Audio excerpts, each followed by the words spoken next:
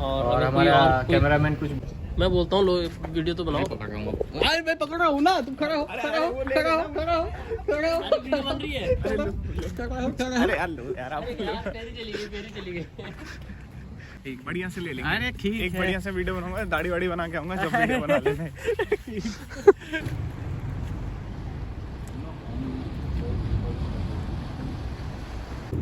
नमस्कार दोस्तों, स्वागत है आपका मेरे चैनल में। मैं हूं दीपक उनियाल और आज मैं आया हूं अपने दोस्तों के रूम पे, तुहिन और आशीष के। तो अभी थोड़ा हम यहां पे नदी के किनारे आ चुके हैं और हमने अभी डिसाइड किया कि एक वीडियो जो कि बहुत सारे लोगों के लिए हेल्पफुल हो, वो वीडियो बनाई जाए। और उसमें हम कवर करने वाले हैं यहाँ पे जो कॉलेज या यूनिवर्सिटी का एजुकेशन सिस्टम है या हायर एजुकेशन सिस्टम है, उसको कवर करने वाले हैं। तो उसके बारे में बात करेंगे। तो उसमें हम क्या क्या चीज़ें कवर करने वाले हैं तुहिन भाई साहब? आज हम डिस्कस करने वाले हैं इंडिया का और ऑस्ट्रेलिया का जो हायर एजुकेशन सिस्टम है उसमें क्या क्या डिफरेंस है, और एक बच्चा यहाँ पे आके कैसे अपना कोर्स ले सकता है, कैसे इम्प्रूव कर सकता है अपना डिग्री। बस वही है कि थोड़ा डिस्कस करेंगे आगे आगे। बेसिकली हम हायर एजुकेशन सिस्टम पे फोकस करने वाले हैं। तो तुहिन जी ने और मैंने ट्यूटरिंग की है लास्ट सेम में। ये दूसरा सेमेस्टर जब हम ट्यूटरिंग कर रहे हैं यहाँ पे, तो थोड़ा आइडिया लग गया कि यहाँ पे जो कोर्स सिस्टम है, यहाँ पे जो बच्चे एडमिशन लेते हैं वो किस तरीके से, क्या क्या डिफरेंसेस हैं इंडिया से लेके। तो पहली बात तो इस बारे में करते हैं कि जैसे इंडिया में हमने देखा है कि सेमेस्टर सिस्टम होता है, बेसिकली 6-6 महीने तक चलता है। 6 महीने तक। हाँ, यहाँ पे 6 महीने वाला नहीं है, तो यहाँ पे है ट्राइमेस्टर वाला। तो आपने जैसे ट्यूटरिंग की थी, तो आपका ट्यूटरिंग में आपने ये देखा होगा कि जो आपकी क्लास में बच्चे आते हैं, ठीक है, या जो कोर्स वो लेते हैं, उसके बारे में कुछ बताना चाहेंगे कि इंडिया से उसमें आपने क्या डिफरेंस पाया, या जो असाइनमेंट्स यहाँ पे मिलते हैं, जो एग्जामिनेशन सिस्टम होता है इंडिया का, वो यहाँ पे कितना डिफरेंस है वहाँ से? हाँ, तो मैंने एक्चुअली क्लास लिया था हाइड्रोलिक्स का। ओके, ये सिविल इंजीनियरिंग का एक सब्जेक्ट है। अच्छा। एंड बेसिकली उसमें बैचलर स्टूडेंट्स थे 3rd ईयर का। राइट। तो मैंने जो डिफरेंस पहले नोटिस किया कि यहाँ का जो एजुकेशन सिस्टम है बहुत प्रैक्टिकल बेस्ड है। अच्छा। मीन्स कि जैसे हमारे वहाँ पे मिड सेम होता है, एंड सेम एग्ज़ाम होता है, यहाँ पे सेमिस्टर में ऐसे सेमिस्टर एंड में एक एग्ज़ाम होता है, लेकिन जो मेन इवैल्यूएशन क्राइटेरिया है वो आपको इवैल्यूएट करते हैं आपका असाइनमेंट के ऊपर। असाइनमेंट के ऊपर। हाँ, तो यहाँ पे क्या होता है कि 2 या 3 असाइनमेंट आपको कंप्लीट करना होता है। अच्छा। उसी से ही डिसीजन होता है कि ये बच्चे का क्रेडिट स्कोर अच्छा रहेगा कि ठीक रहेगा। तो मैंने भी एक्चुअली लास्ट सेमेस्टर में ट्यूटोरियल लिया था, डेटा स्ट्रक्चर एंड एल्गोरिथम्स एक सब्जेक्ट था, कोड CAB 301 करके। तो उसमें मुझे ये लगा यहाँ पे एक प्रॉपरली कोर्स इस तरीके से डिजाइन है, जैसे 13 वीक्स में कोर्स डिवाइड था। तो यहाँ पे सेमेस्टर तो नहीं, ट्राइमेस्टर बोलेंगे हम उसे, 3-3 महीने के जो टाइम ड्यूरेशन होता है उसमें डिवाइड होता है। और यहाँ पे एक और भी चीज़ है कि जैसे एक सेमेस्टर खत्म हुआ तो एक पर्टिकुलर सेमेस्टर जैसे जुलाई से जो चलता है और मेरे ख्याल से अक्टूबर या नवंबर में कहीं खत्म होता है, तो उसके बाद बच्चों को 3 महीने की छुट्टी मिल जाती है। छुट्टी बहुत ज़्यादा मिलती है कि आप इंटर्नशिप वगैरह कर सकें।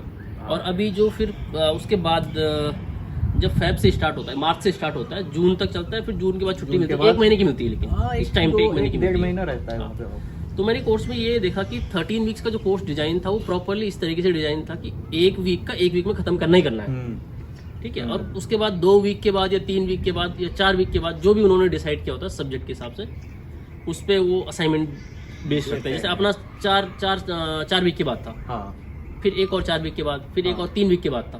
तो इस तरीके से 3 असाइनमेंट है। आपके जो आपने जो पढ़ाया उसमें क्या था, सिमिलर था या 3 असाइनमेंट पे या कुछ डिफरेंट था? जैसे एक मैंने पढ़ाया उसके बाद एक असाइनमेंट उसी रिलेटेड टॉपिक के ऊपर रहता है, फिर नेक्स्ट टॉपिक चेंज हो जाता है, थोड़ा असाइनमेंट का काम चेंज हो जाता है। जैसे मेरा पहले वाले जो असाइनमेंट था वो बेसिकली मैथमेटिकल प्रॉब्लम्स था, सॉल्यूशन था, लेकिन जो सेकंड वाला था वो कंप्यूटर बेस्ड था। ओके। वो आपको उससे पहले मैंने कंप्यूटर लैब लिया था, उसी बेस पे वो असाइनमेंट सेकंड कंप्लीट किया। तो कोई एग्जामिनेशन था, टेस्ट वेस्ट था आखिरी में की? हाँ, लास्ट में सेमेस्टर एंड में एक एग्जामिनेशन होता है। अच्छा। यस, एक एग्जामिनेशन देना पड़ेगा वो लास्ट में। वो बेसिकली आपका कुछ क्रेडिट रहता है उसमें, लेकिन जो मेन पास एंड फेल, और आप अगर बोलोगे कि जो उनका ग्रेड ऊपर नीचे होता है वो असाइनमेंट के ऊपर ही डिपेंड करता है हाँ, तो मैक्सिमम। बेसिकली मैं भी एक पॉइंट ऐड करना चाहूँगा इसमें कि ये यहाँ पे एक और ज़्यादा फ्लेक्सिबिलिटी ये है कि हर फैकल्टी या कहें कि कोर्स कोऑर्डिनेटर या प्रोफेसर कहें, वो डिसाइड करता है कि उसका कोर्स किस तरीके से चलेगा। यानी कि अगर कोई कोर्स हो सकता है 5 वीक का है, कोई कोर्स हो सकता है 13 वीक्स का है, और वो अपने कोर्स में कितने एग्ज़ाम रखना चाहता है या कितने असाइनमेंट रखना चाहता है।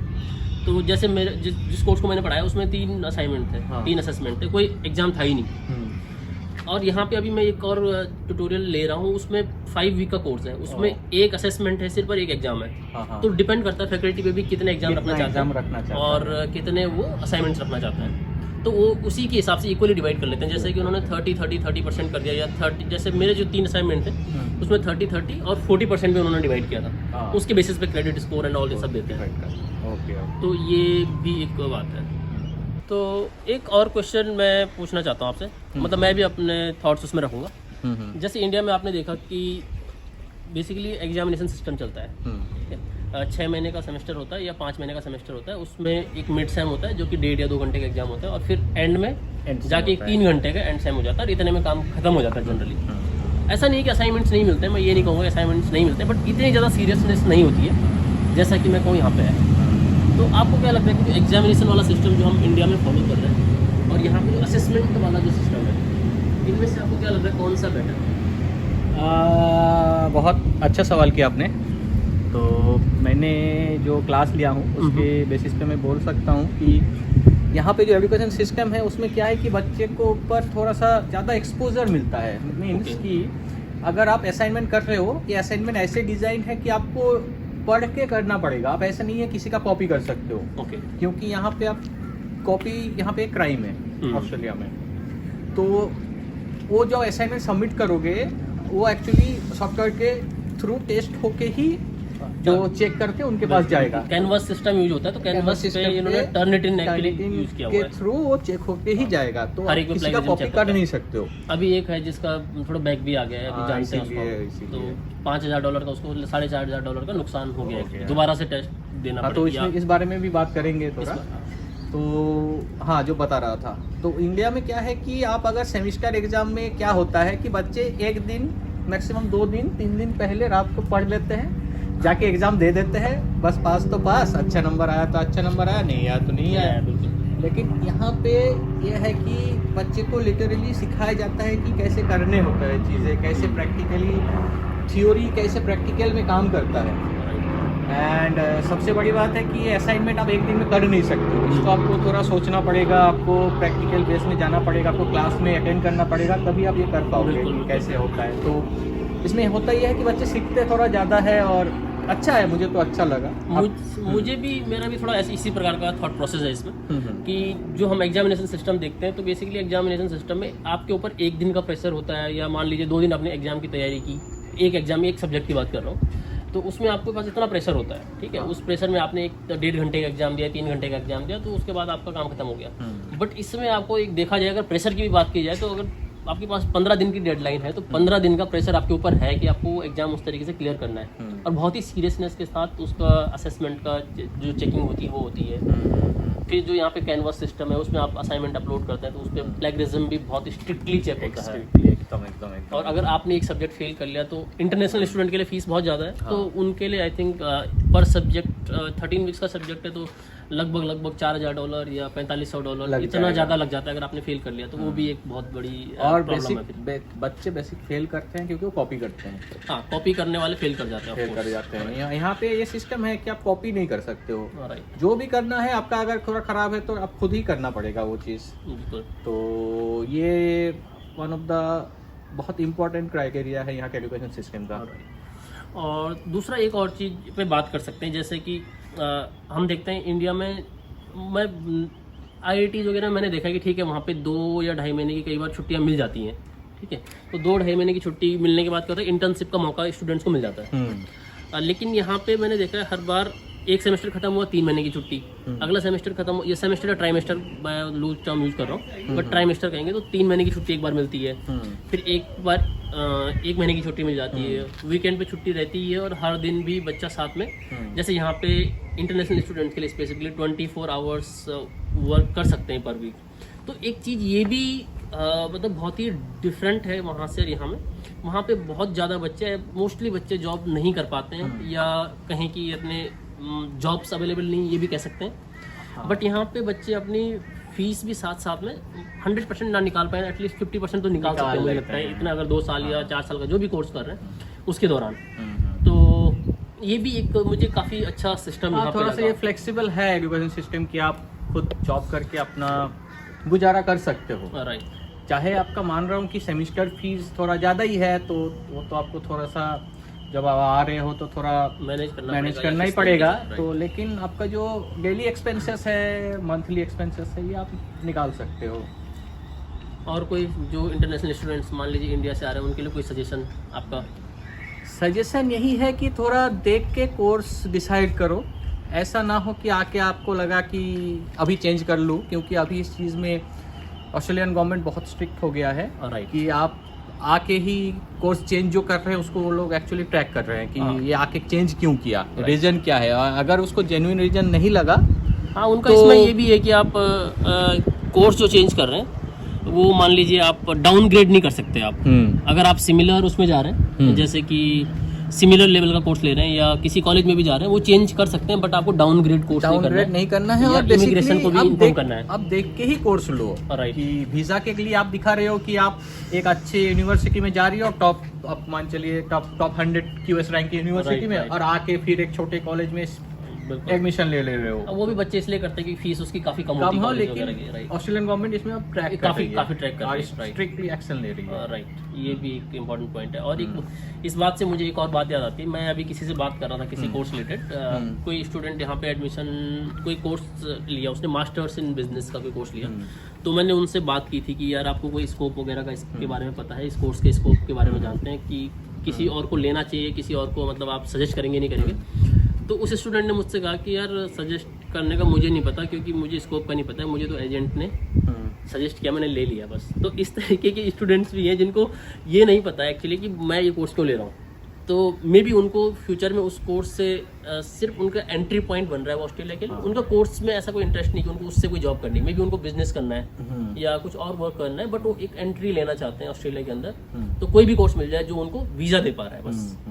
तो ये भी स्टूडेंट्स कर रहे हैं। लेकिन वही है, मैं तो बोलूँगा थोड़ा सा रिसर्च करके आओ कि इतना पैसा लगा के आओगे, फिर चेंज होगा कोर्स, फिर आपको वीज़ा का इशू हो जाएगा बाद में। उससे अच्छा पहले थोड़ा सा आप रिसर्च कर लो कि इस टॉपिक में अगर आप आ रहे हो तो मतलब इसका स्कोप क्या है, इसका फीस क्या है, इसमें आपका जॉब अपॉर्चुनिटीज क्या है। जॉब अपॉर्चुनिटीज एक बात आई, मैंने देखा है कुछ मास्टर्स स्टूडेंट भी कई बार ट्यूटरिंग वगैरह कर लेते हैं, ठीक है। तो ट्यूटरिंग वगैरह के लिए मास्टर्स स्टूडेंट के लिए कोई अपॉर्चुनिटीज वगैरह यूनिवर्सिटी के अंदर ही अवेलेबिलिटी का कितना ऑप्शन है, क्या लगता है आपको? देखिए अभी जैसे यूनिवर्सिटीज में एक नया रूल आया है कि आप अगर बैचलर्स का क्लास लेना चाहते हो तो आपका मास्टर डिग्री होना मैंडेटरी है। ओके। और अगर आप मास्टर का क्लास लेना चाहते हो तो आपका PhD होना जरूरी है। Okay, right. तो अगर आप ट्यूटरिंग करना चाहते हो, well and good option, but आपका मास्टर्स होना चाहिए अगर आप बैचलर्स का लेना चाहते हो। मतलब मास्टर स्टूडेंट अगर हैं कोई, हाँ, तो उनको अगर डिप्लोमा का कोई स्टूडेंट का क्लास दे रहे हैं तो हो सकता है, लेकिन वो बैचलर डिग्री का स्टूडेंट का क्लास नहीं ले सकता है।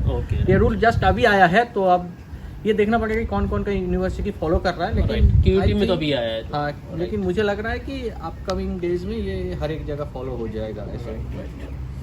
एक आध चीज़ें हमारी और भी रह गई थी जिस पे हमें बात करनी है, जैसे कि कोर्स चेंज का भी यहाँ पे काफ़ी क्रेज़ है। यानी कि आप यहाँ पे किसी कोर्स में आए, आपने चेंज करवा के उसको किसी और कोर्स में चेंज कर दिया, या आपने कॉलेज चेंज कर दिया या यूनिवर्सिटी चेंज कर दी, इस तरीके से करते हैं, राइट। या ऐसा भी होता है कि कोई मान लीजिए कुछ 2-3 सब्जेक्ट आप एक पर्टिकुलर डोमेन से पढ़ रहे हैं और 2-3 सब्जेक्ट किसी और डोमेन से पढ़ रहे हैं, इस तरीके का भी यहाँ पे काफ़ी है। तो ये आपको कैसा लगता है, मतलब क्या इसके बारे में क्या कहना चाहते हैं? हाँ, जो पहले मैं बोला था कि कोर्स चेंज आप कर सकते हो, लेकिन थोड़ा फ्लेक्सिबिलिटी है। ये तो है कि आप कुछ सब्जेक्ट अच्छा नहीं लगता है तो उसको नहीं ले सकते हो, लेकिन कुछ सब्जेक्ट आपको अच्छा लगता है तो आप ले सकते हो, पढ़ सकते हो। कुछ मैंडेटरी है, कुछ आपका ऑप्शनल होता है। टोटल आपका क्रेडिट पॉइंट मैच होना चाहिए कि आपका बैचलर डिग्री में इतना चाहिए, तो आपको फुलफिल करना पड़ेगा। कॉलेज चेंज के लिए जो मैंने पहले ही बोला था कि आप उसके ऊपर वाले अच्छे वाले में जा सकते हो, लेकिन नीचे वाले में एजेंट तो बोलते हैं कि आप आ जाओ, आपको मैं करा दूंगा ये वो, तो आपको भी मतलब पता ही होगा वो ट्रैप है, थोड़ा ट्रैप है, राइट। चलिए ठीक है, हमने काफ़ी कुछ डिस्कस कर लिया आज इस बारे में। अगर आपके कोई भी और क्वेश्चंस हो तो प्लीज़ कमेंट्स में लिखिए। आपको वीडियो अच्छा लगा तो प्लीज़ लाइक कीजिए, अपने दोस्तों के साथ शेयर कीजिए और चैनल को सब्सक्राइब कीजिए। सी यू गाइस, बाय बाय।